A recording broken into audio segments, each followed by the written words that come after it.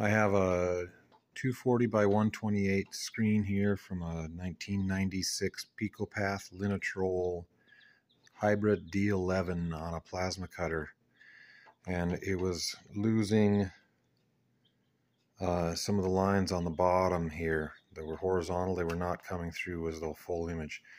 Took this apart. You got to bend these little tabs back so that they can slide up and out. Took the little backlight off here, and I've had this apart once and I didn't get it all the way fixed yet.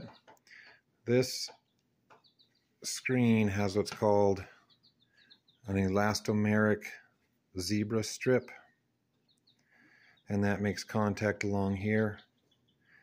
And when I had it apart and put it back together again, I did not have these clamps on here tight enough, and not all these ones came through.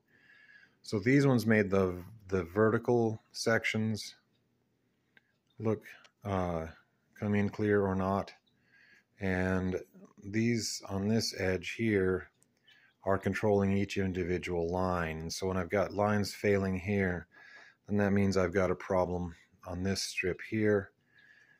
And so I'm going to try to clean this up. I've peeled this tape a little bit back here.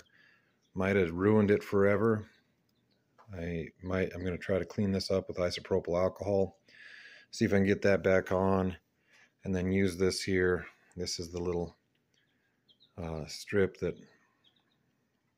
that's got a little groove on there that slips over that, and then the crimp of the frame holds it in place, and that's what makes good contact.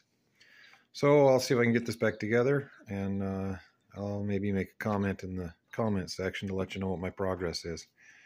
But I do know that when I got it back together, when I squeezed the crimp here, I got the center of the screen to come back on, but I haven't got the horizontal lines to all come back on. So I think my problem is over here.